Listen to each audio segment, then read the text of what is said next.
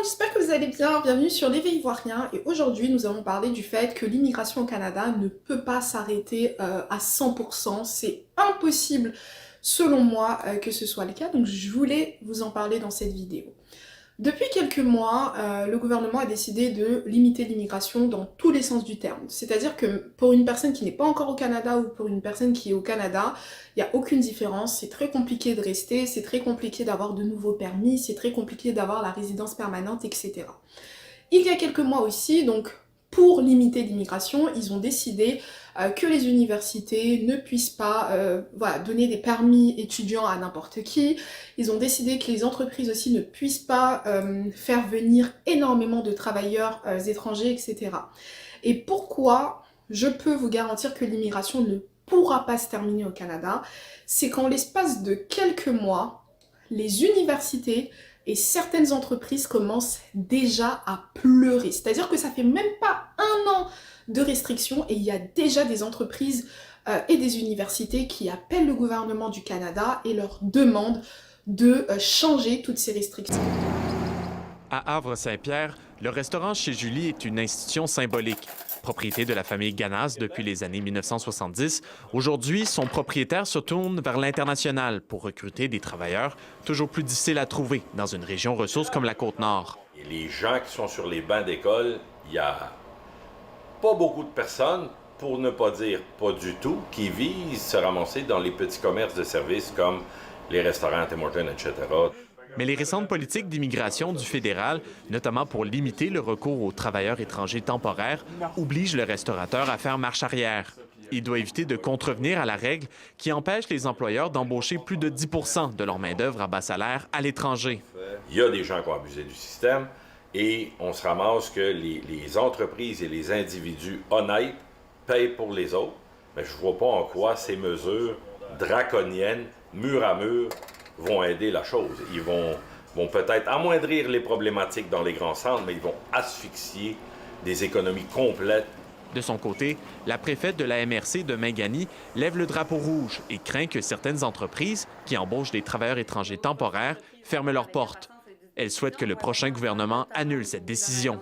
Plusieurs de ces entreprises sont également des entreprises pour des services essentiels. Si on parle notamment de tout ce qui est alimentaire, donc l'épicerie.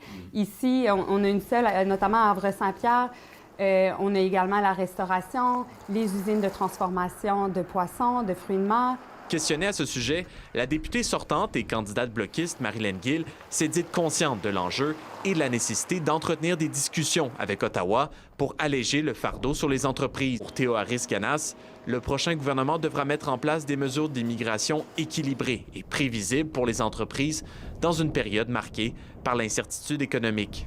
Voilà pourquoi j'estime, par mon expérience, parce que je lis, par l'actualité, etc., que peu importe si vous êtes au Canada ou si par exemple vous n'êtes pas au Canada, ne vous découragez pas. Partez du principe que c'est beaucoup plus dur d'immigrer ou de s'établir au Canada, mais ça ne peut pas empêcher tout le monde justement d'avoir accès à la résidence permanente ou au permis de travail, permis étudiant, etc. Le Canada, c'est un pays qui est totalement bipolaire, c'est-à-dire que un jour on veut des millions de gens, le deuxième jour on veut chasser des millions de gens aussi, un autre jour on veut limiter l'immigration et un autre jour on se rend compte que on a mal fait de faire des restrictions. Et c'est ce qui se passe malheureusement en ce moment. Le but de cette vidéo n'est absolument pas de vous dire « Venez au Canada n'importe comment, vous allez pouvoir rester, etc. » C'est pas du tout le cas. Il y a beaucoup de gens qui quittent le Canada parce qu'ils ne peuvent pas rester. Il y a beaucoup de gens qui essayent de venir et qui ne peuvent pas, qui ont des refus, etc. Mais mon objectif, c'est de vous donner un petit peu d'espoir et surtout vous parler des vraies choses. Là, actuellement, il y a énormément d'entreprises qui recherchent des travailleurs et qui n'en trouvent pas parce que l'immigration a baissé.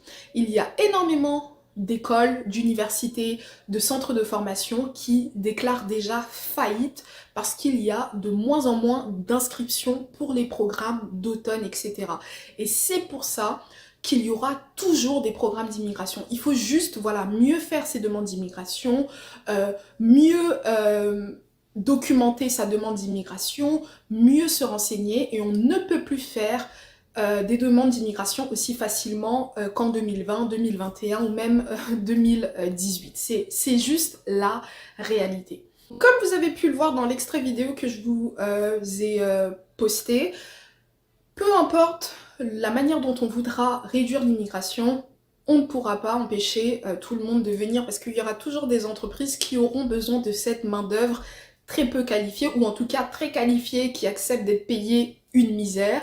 On aura toujours besoin aussi d'étudiants qui vont dépenser des milliers et des milliers de dollars dans les établissements pour enrichir la zone économique, le village, etc. N'oublions pas qu'il y a énormément, par exemple, de cégep, donc des centres de formation au Québec, qui sont installés dans des villes où, à l'époque, personne n'allait. Donc des villages, des trucs comme ça. Pareil pour les entreprises, il y a énormément d'entreprises qui ont besoin de manutentionnaires, des personnes qui vont aller éplucher les poulets, des personnes qui vont aller décortiquer les crustacés, les personnes qui vont aller balayer dans des usines, qui ont besoin d'immigrants qui vont faire ça. Et c'est triste, mais c'est la réalité. Il faut aussi ne pas oublier que depuis ces dernières années, il y a beaucoup de personnes qui se sont enrichies au Canada dans tout ce qui est immobilier grâce à l'immigration. Ces personnes-là aussi souhaitent qu'il y ait toujours de plus en plus de personnes qui viennent pour occuper leur logement. C'est une réalité. Donc voilà, moi, l'objectif de cette vidéo, c'est juste de recontextualiser les choses. L'immigration au Canada, c'est pas 100% terminé. Oui, c'est plus difficile, mais c'est pas la fin non plus de l'immigration. Il faut qu'on arrête. C'est beaucoup plus difficile, mais c'est tout. Ce sera tout pour cette vidéo. J'espère que vous l'avez appréciée. Je vous invite à vous abonner, commenter, liker, partager. Et je vous dis à la prochaine pour une prochaine vidéo. Bye bye.